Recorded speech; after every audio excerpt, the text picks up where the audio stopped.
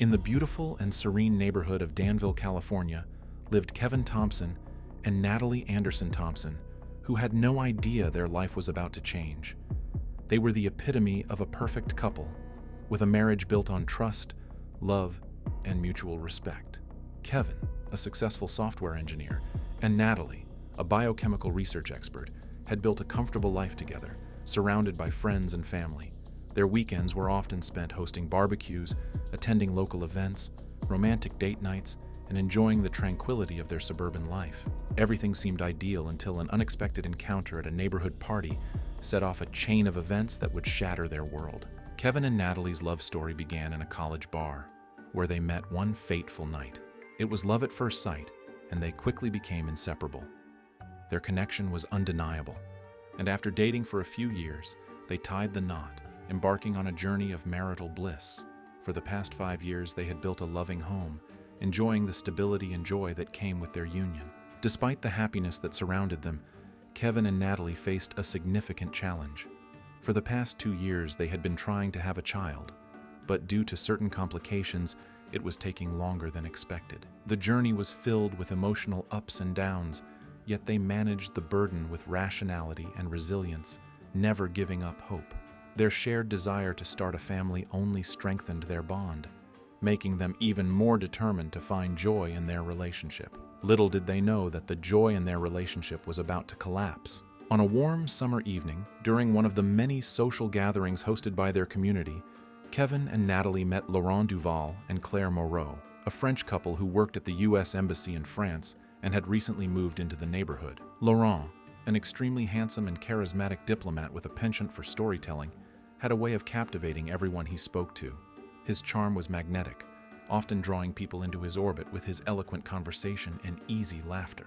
Claire, equally enchanting, possessed an alluring beauty, complemented by an adventurous spirit. Her addicting personality and captivating presence made her the center of attention wherever she went. And of course, the couple's French accents made them even more attractive than they were. They were new to the neighborhood, but had already become the talk of the town, known for their vibrant and soon-to-be-discovered unconventional lifestyle.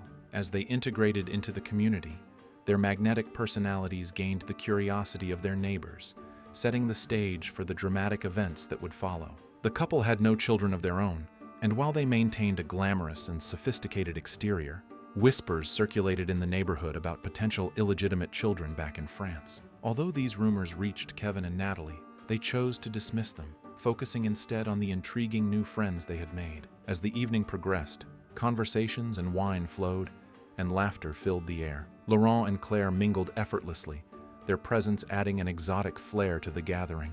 Kevin and Natalie found themselves drawn to the couple's stories of their life in France and their unique outlook on relationships, spending a lot of the evening together. During a lull in the festivities, when everyone seemed to slowly tire out and quite full of alcohol, Laurent and Claire found themselves sitting with Kevin and Natalie around the fire pit. Laurent leaned in slightly, his voice low. "You know," he said with a mischievous smile, "Claire and I have found a way to keep things exciting in our marriage. It's a bit unconventional, but it's been an incredible journey for us." Kevin and Natalie exchanged curious glances. "What do you mean?" Kevin asked, intrigued. Claire, with a twinkle in her eye, explained in a very direct French manner, "Well, we've explored swinging.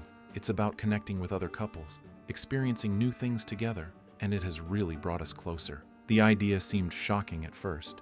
Kevin and Natalie were taken aback, their minds racing with questions and doubts. They had never considered such a lifestyle and found it both intriguing and daunting. Seeing their reaction, Laurent quickly added, "It's not for everyone, of course, but for us, it has added a new dimension to our relationship. There's no pressure. We just thought it might be something you'd want to think about." Natalie, feeling a mix of excitement and apprehension, glanced at Kevin. "I don't know. It sounds intense." Kevin, equally torn, nodded. "Yeah, it's definitely something we need to think about." The conversation lingered in their minds long after the party ended. Over the next few days, Kevin and Natalie found themselves discussing it more seriously. Kevin seemed a bit more hesitant, wary of the potential implications for their relationship. On the other hand, Natalie showed comparatively more enthusiasm. Lately, she had really been feeling that all their physical intimacy and their sex life was focused solely on the purpose of having a baby, creating this underlying stress around their physical relationship. Natalie just wanted to feel attractive again, to rekindle the spontaneity and passion they once had. "We've been so stressed about trying to have a baby," Natalie confided one evening. "I feel like we've lost touch with each other, like our intimacy has become a task rather than something we enjoy." Kevin sighed, understanding her point but still feeling uneasy. "I get that, but what if this just complicates things even more?" Natalie reached for his hand, her eyes filled with earnestness. "I think it could help us, Kevin. We trust each other, right? Our marriage is built on that. This could be a way to reconnect, to bring some excitement back." Ultimately, they both agreed, believing that their love and marriage over the years were based on trust that they thought could never be broken. They decided to give it a try, hoping it would add a spark to their marriage. And so Kevin and Natalie embarked on their new adventure with a mix of excitement and trepidation. Their first few experiences at swinger parties, guided by Laurent and Claire, were eye-opening and exhilarating. The parties that happened twice every week were a stark contrast to their usual social gatherings, filled with a sense of freedom and liberation that was both intoxicating and addictive. The couple found themselves enjoying the new experiences, feeling a renewed sense of passion and intimacy in their marriage. And for a while, it seemed like they had found the perfect balance. The swinger parties added a spark to their marriage, and both Kevin and Natalie felt a renewed sense of passion and increased ownership over each other as they would be sharing their partners at night. However, as the months passed, subtle changes began to surface. Kevin found himself increasingly drawn to Claire. She was everything he found irresistible: confident, seductive, and enigmatic, and her being French added to the typical man's exotic fantasies. Initially, he brushed it off as harmless attraction, but what started as innocent fascination slowly morphed into a consuming obsession. Kevin's thoughts were constantly filled with Claire, and he began to neglect Natalie. He no longer looked at her with the same adoration, leaving her feeling confused and hurt by his sudden change in behavior. Their conversations dwindled, and the emotional connection that once defined their relationship started to fray. Kevin did feel guilty about how often he would think about Claire, but he brushed it off, justifying to himself that this attraction towards Claire was new and would probably go away soon. But soon it became clear that Kevin's interest in Claire went beyond their agreement. Claire, aware of Kevin's growing obsession, saw an opportunity for manipulation. Despite her outward appearance of satisfaction with Laurent, Claire often felt insecure and jealous of the other women Laurent would bring to the swinger parties, because there were even rumors that he had gotten other women pregnant, and she herself had no children. Manipulating Kevin became a way for her to regain some control and power. She enjoyed the attention and the hold she had over him, and began to play on his infatuation for her own amusement. At parties, Claire would flirt with Kevin openly, sending mixed signals that only fueled his obsession further. While the two couples did draw boundaries regarding engaging in anything romantic or provocative outside of the bedroom, Claire would secretly whisper suggestive comments in his ear, touch his arm casually but provocatively, and give him lingering looks that kept him yearning for more. Her behavior was a calculated dance of seduction and rejection, designed to keep Kevin hooked and off balance. Meanwhile, Natalie, noticing the changes in Kevin and sensing Claire's intentions, became increasingly worried and suspicious. She saw the way Claire interacted with Kevin, the subtle provocations, and the way Kevin's eyes followed her around the room. The once strong bond between Kevin and Natalie began to weaken, replaced by mistrust and insecurity. Kevin's obsession with Claire deepened, affecting every aspect of his life. He became distant at work, preoccupied with thoughts of her. He would find excuses to see her outside of the parties, sending her gifts and messages that went unanswered. His fixation grew to the point where he started following Claire, desperate for any interaction. He began showing up at her house when she was alone, watching her from the window, and one day he even climbed the tree in their backyard and watched Claire take a shower from the bathroom window. The thrill that once accompanied their new lifestyle turned into a dangerous, unhealthy, and creepy obsession. Kevin also began trying to arrange swinger parties more frequently, pushing for gatherings more than twice a week, far beyond their original agreement. Natalie slowly realized that Kevin had stopped being interested in physical intimacy with just her alone. She felt increasingly isolated and helpless as Kevin became more unrecognizable to her each day. Natalie, watching her husband spiral out of control, tried to confront him, but her pleas fell on deaf ears. Kevin was too far gone, consumed by his need to be with Claire. He began to resent Natalie, seeing her as an obstacle in his pursuit of Claire. Their marriage, once a source of stability and happiness, was now fraught with tension and hostility. Natalie was left feeling like a stranger in her own home, trapped in a situation that was rapidly deteriorating. Claire, feeling threatened by Kevin's increasing aggression, confided in Laurent. She described the stalking, the unsolicited gifts, and the unnerving incident with the tree. Laurent was initially full of concern and worry for Claire.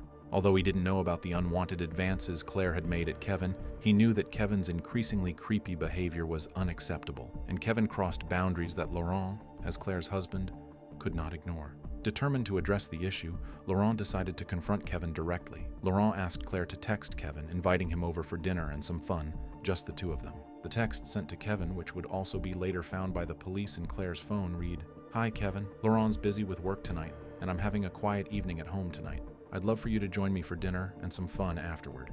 Just the two of us, if you're up for it. Let me know if you can make it." Kevin, thrilled by the prospect of an intimate evening with Claire and eager to escape the confines of his routine, eagerly accepted. He was especially excited because Natalie wasn't invited, and his wildest fantasies seemed on the verge of fulfillment. On the night of the planned meeting, Kevin arrived at Laurent and Claire's home, his heart racing with anticipation. He was ready for an evening he had long imagined, filled with excitement and pleasure. However, to his surprise, when he walked through the door, he found Laurent there as well. Laurent greeted Kevin with a calm but stern demeanor. "Kevin, I'm glad you could make it. Claire and I wanted to talk with you about something important." Kevin, momentarily taken aback, tried to mask his disappointment with a forced smile.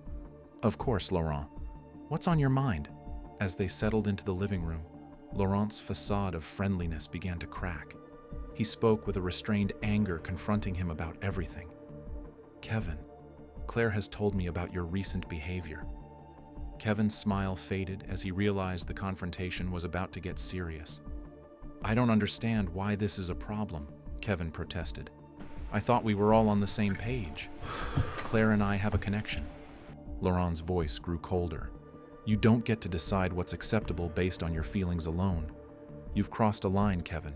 Claire is my wife, and your behavior is not something I can tolerate." Kevin, feeling cornered and defensive, shot back, "You don't know what it's like. Claire and I have something special. You can't just dictate who she can or can't be with." At this point, the couple realized that Kevin had something seriously wrong going on in his head. Laurent's patience wore thin. "It's not about dictating. It's about respect. You've made Claire and me both uncomfortable. Your behavior is unacceptable."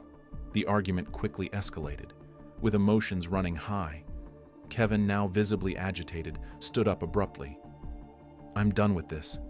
If you can't see what's happening, then maybe you should just stay out of it." Laurent, sensing the rising tension and fearing the situation might spiral out of control, tried to de-escalate. "Kevin, sit down. We need to talk this through." But Kevin was beyond reasoning. His obsession with Claire had clouded his judgment, and he was now dangerously reckless. He swung at Laurent, the confrontation turning physical. Laurent, trying to defend himself, managed to fend off Kevin's initial attacks, but Kevin's aggression only intensified. Laurent, trying to defend himself, was caught off guard by Kevin's sudden and violent aggression. The fight was fierce and chaotic, each man struggling to gain the upper hand. Kevin's rage was horrifying, and Laurent, though determined to protect himself, was pushed to his limits. In the midst of the struggle, Claire, seeing her husband in danger, rushed to intervene. She attempted to push Kevin away from Laurent, hoping to defuse the situation. But Kevin, consumed by his obsession and anger, retaliated wildly. In a moment of lost control, Kevin swung his arm, striking Claire across the nose with a brutal punch. Claire stumbled, blood streaming from her broken nose, and she fell to the ground, hitting her head on the concrete. She lay unconscious, her presence adding to the escalating chaos. Meanwhile, Kevin's fury intensified. In a frenzied state, he dashed into the kitchen, grabbing a steak knife from the counter. His eyes were wild, his grip on the knife desperate and unsteady. With the knife in hand, he lunged at Laurent, a dangerous glint in his eyes. Laurent, seeing the threat, desperately tried to fend off Kevin's attacks. The kitchen became a scene of frenzied chaos with clashing blows and a struggle for survival. Laurent, backed into a corner, knew he had to act quickly to protect himself. As Kevin lunged forward with the knife, Laurent managed to push him away with all his strength. Kevin stumbled backward, his momentum carrying him dangerously close to the corner edge of the marble kitchen counter. In a tragic twist, Kevin's head struck the sharp corner of the countertop with a sickening crack. The force of the impact caused his skull to split open, and he collapsed to the ground, motionless. The realization of the dire situation hit Laurent hard. Claire, regaining consciousness amidst the chaos, staggered to her feet, her face a mask of fear and confusion. Kevin's lifeless body lay on the cold kitchen floor, blood spilling everywhere. Panic set in as the severity of the situation became apparent. Claire, despite her injuries, tried to revive Kevin, her attempts futile as the reality of his death sank in. Laurent, though acting in self-defense, was overwhelmed by the gravity of the situation. He knew that their actions would have serious consequences. With trembling hands, Laurent and Claire decided to call the authorities. They hoped that by coming forward and telling the truth, they might find some measure of justice in the aftermath of the tragedy. The once thrilling adventure of swinging had devolved into a harrowing nightmare, leaving behind a scene of violence and despair as the couple faced the harsh reality of their choices and actions. Kevin Thompson was proclaimed dead on 14th of September 2014 at 7:03 p.m., and the news of his death spread like wildfire through the quiet suburban neighborhood of Danville, California. As the authorities arrived at the scene, a crowd of onlookers gathered, their murmurs of shock and disbelief filling the air. The crime scene looked nothing short of a bloodbath. Natalie Thompson, already devastated by the events, was inconsolable. As the paramedics wheeled Kevin's lifeless body toward the ambulance, it was evident from the somber expressions and the lack of urgency that there was no chance of survival. Overcome by grief and horror, Natalie vomited before collapsing into unconsciousness on the front lawn, her world crumbling around her. The investigation into Kevin's death unveiled the scandalous details of the swinging lifestyle and the tangled web of relationships that had led to this tragic outcome. Rumors of an affair between Kevin and Claire Moreau began to circulate, and the couple's once respected image was shattered. The neighborhood, once a haven of tranquility, was now rife with gossip and speculation. The social stigma attached to the scandal left a lasting mark on everyone involved, with neighbors whispering and pointing fingers, their curiosity fueling the fire of public scandal. Laurent and Claire faced intense scrutiny, both from the community and the authorities. The French embassy, where Laurent and Claire were employed, became involved in the legal proceedings, adding an international dimension to the case. The involvement of the embassy complicated matters, with diplomatic considerations influencing the legal strategy. The situation was delicate, as the embassy's reputation was on the line, and there was considerable pressure to handle the case with the utmost care. The case made media and news headlines because of the association with the embassy, and the initial months of the trial were followed by serious press coverage. Despite the intense public and legal scrutiny, Laurent's actions were ultimately deemed self-defense with the aid of the seasoned embassy lawyers. The investigation, which delved into the complexities of the case, concluded in 2016 with Laurent and Claire being found not guilty. The court recognized the immediate threat Kevin posed to Laurent and the subsequent actions taken in self-defense. However, the legal victory did little to alleviate the burden of guilt that Laurent and Claire carried. For Laurent, the guilt of Kevin's death was a constant weight on his conscience. He struggled with the knowledge that his actions, though legally justified, had led to the death of a man consumed by obsession. The emotional toll was profound, leaving Laurent with a sense of responsibility for the tragic outcome. Claire, once the object of Kevin's fixation, grappled with her own feelings of guilt. Despite her manipulation of Kevin, she was haunted by the consequences of her actions and the role she played in the series of events leading to his death. The affair, which had initially seemed like a thrilling adventure, had devolved into a nightmare that left scars on everyone involved. Natalie, shattered by the loss of her college sweetheart and his betrayal that had come to light, withdrew from the public eye. The emotional and psychological impact was immense, leaving her isolated and struggling to cope with the heartbreak. In the years following the tragedy, she chose to move away from Danville to escape the constant reminders of her past. In 2020, seeking a new beginning, Natalie adopted a daughter, finding solace and purpose in her role as a mother. The once close connections between the two couples were irreparably shattered. Where there had once been shared intimacy and mutual exploration, now lay a void of silence and estrangement. The couples who had once enjoyed each other's company were now divided by tragedy. Kevin was gone, and the remaining three never spoke to each other again. They avoided each other in public, with side glances in supermarkets and silent crossings of the street marking their interactions. The vibrant, adventurous bond they had shared was replaced by an unspoken tension that filled the spaces they once shared. It remains unknown whether Laurent and Claire continued their swinger lifestyle following the tragedy, and it's also unknown if the two were fired from the embassy or not. However, Natalie, deeply scarred by the events, never engaged in such activities again. The community of Brookwood was forever changed, its residents grappling with the aftermath of a deadly obsession that had claimed one of their own. The story of Kevin, Natalie, Laurent, and Claire serves as a stark reminder of the dangers inherent in unchecked desires and the far-reaching consequences of obsession. The once ideal lives of those involved were forever altered by their choices, leaving behind a trail of emotional scars and broken dreams.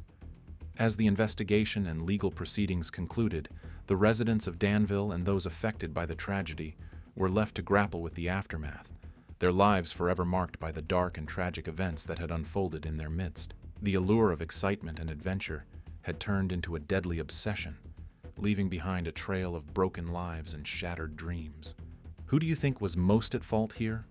If you want to see more videos like this, click on the video you are seeing on your screen.